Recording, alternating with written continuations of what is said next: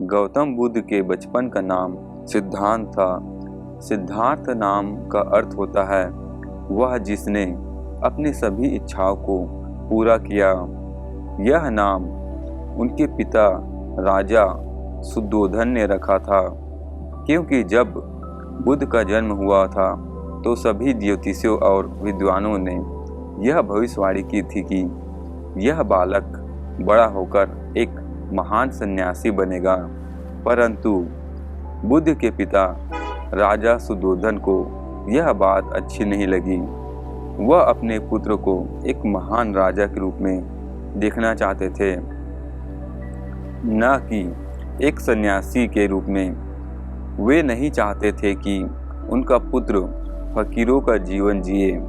इसलिए सिद्धार्थ के रहने की व्यवस्था विलासितापूर्ण से की गई।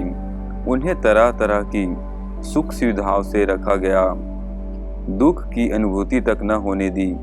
परंतु एक सन्यासी के लक्षण तो बचपन में ही दिख जाता है।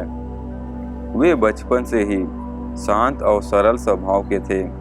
दया और करुणा तो उनके मन में कूट कूट करके भरी है। अक्सर सिद्धार्थ एकांत में जाकर ध्यान में ग्रह करते थे।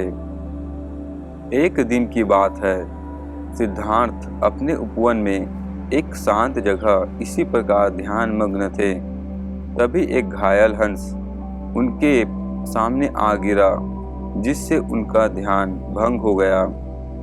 जब उन्होंने अपनी आंखें खोली तो देखा कि सामने एक सफेद हंस तीर के वार से बुरी तरीका से घायल तड़प तड़प कर पड़ा है।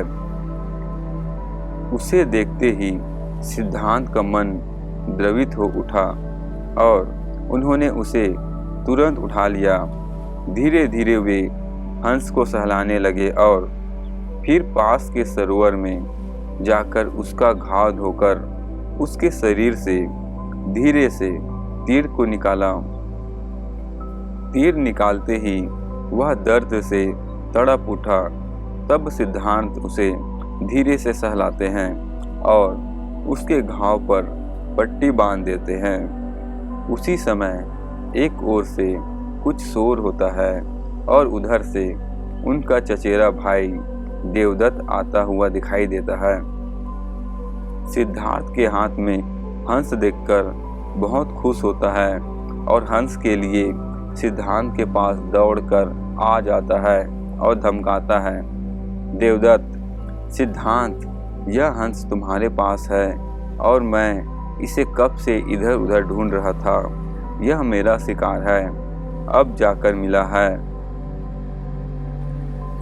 तब सिद्धार्थ बोलता है, नहीं देवदत्त, यह हंस मेरा है। यह तो कब का दम तोड़ देता अगर मैं समय पर इसका इलाज न करता। देवदत्त, दम तो तोड़ देता तो क्या, यह तो मेरा शिकार है। मैंने इसे इसीलिए तो मारा है। तुम जबरदस्ती मेरे शिकार को हड़पना चाहते हो। इस तरह दोनों भाइयों में उस हंस के लिए वाद विवाद होने लगा और धीरे धीरे बात बढ़ गई। तब दोनों ने मिलकर फैसला किया कि यह हंस किसका है। इस बात का निर्णय महाराजा सुद्धोधन के पास जाकर ही होगा। और दोनों भाई राज दरबार में गए।